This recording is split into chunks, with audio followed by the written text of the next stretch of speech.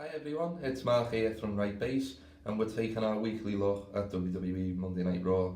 So this week's Raw was obviously coming off of the Royal Rumble and officially marking the beginning of the road to WrestleMania 35.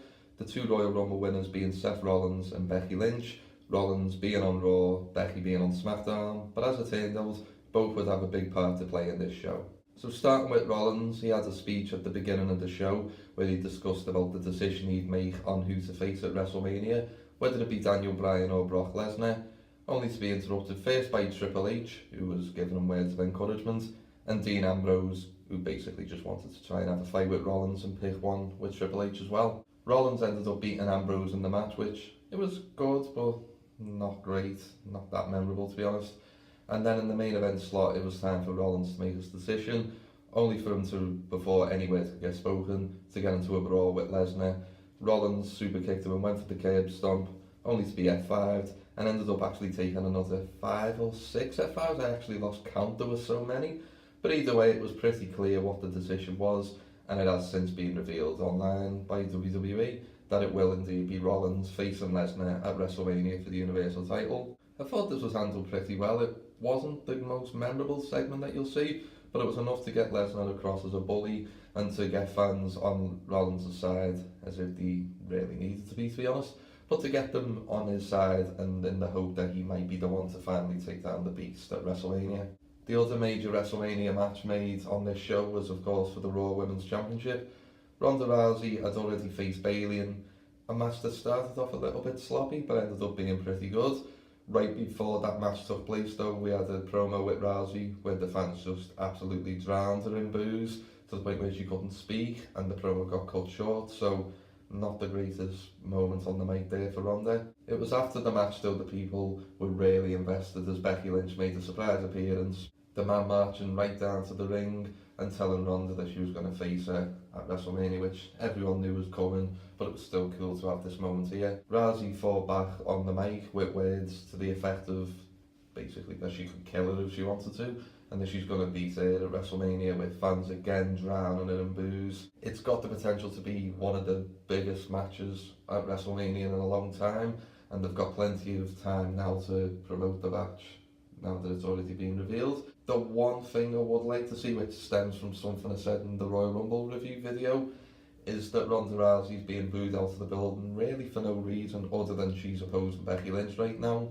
which wasn't the case with Asuka on SmackDown, Charlotte on SmackDown, even Carmella on SmackDown. So it'd be nice if, okay, Ronda might get booed by crowds, but when you have it to the point where she can't speak, bearing in mind that she's still a babyface character, it kind of takes away from the moment a bit, because if she was allowed to say what she really wanted to on the mic and the fans actually listened to her, the promos between her and Becky leading up to this match could be on par with those for the John Cena Rock match in terms of things getting really personal and getting to the point where you just can't wait to see them tear each other apart. But otherwise, really good segment, and people were already looking forward to the match. They're even more excited for it after that promo. Also on Raw, we mentioned Dean Ambrose a minute ago. He actually got attacked as well by Nia Jax, who had appeared in the Royal Rumble the night before for the men's match, as well as the women's. The idea that Ambrose could actually end up facing Nia at WrestleMania is strange, but there's rumours that Dean could be leaving WWE after Mania, so maybe that's where they're going. Nia was actually there really to have a match here in Tamina, defeating Alexa Bliss and Mickie James, as well as seeing the Riot Squad defeating Natalya and Dana Brooke. Both of them were qualifiers for the Women's Tag Team Championship Elimination Chamber match at that pay-per-view in a few weeks. We also had Baron Corbin defeating Kurt Angle in a pretty short match. It's interesting to see where they're going with Angle right now. I'm assuming they're playing up the idea that he doesn't know whether he's still got it, which is either going to lead to him turning his fortunes round or simply retiring in one last major match. So be interesting to follow that. Corbin also got involved in the match between Drew McIntyre and Braun Strowman as well. It looked like Strowman was going to destroy the both of them, but in the end, the two of them left the monster among men laying. It's bizarre to see what's happened to Strowman, considering that just a couple of months ago he was one of the hottest acts in the company. Right now, would you imagine him being in a major match at WrestleMania or even an Elimination Chamber? And elsewhere on the show there were other notable matches. We saw Kurt Hawkins and Zack Ryder reunite their tag team only to lose to the Revival. And we had a segment where Elias turned heel again and actually incurred the wrath of both Jeff Jarrett and the Road Dogg Jesse James and left them both laying with guitar shots, which plays up the idea that he's a villain once more. It was interesting that they didn't drop any hints as to who might be facing the likes of John Cena or The Undertaker at WrestleMania, and they've also yet to announce who the star inductee will be into the Hall of Fame, which it hasn't been made in February, that decision, for 8, 9, 10 years, so that's an interesting decision that they're taking there. Maybe they haven't decided, who knows, but it'll make it more worthy of watching Raw each week to find out that as well.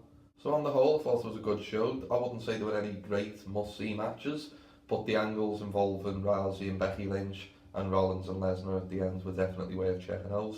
There's definitely excitement building with the road to WrestleMania beginning, and obviously tonight's SmackDown is going to carry that over. I would say that on the Raw side, now that we know what the 2 top title matches are, it's going to be interesting to see how they can maintain that momentum, because we've got a long way to go, but I'm sure they'll find a way, especially if, as I've just mentioned, there's several part-time or legendary names who aren't in the picture yet. They'll surely be added to storylines in the coming weeks. So that was the Raw review. Hope you enjoyed it, and we'll speak again in the future.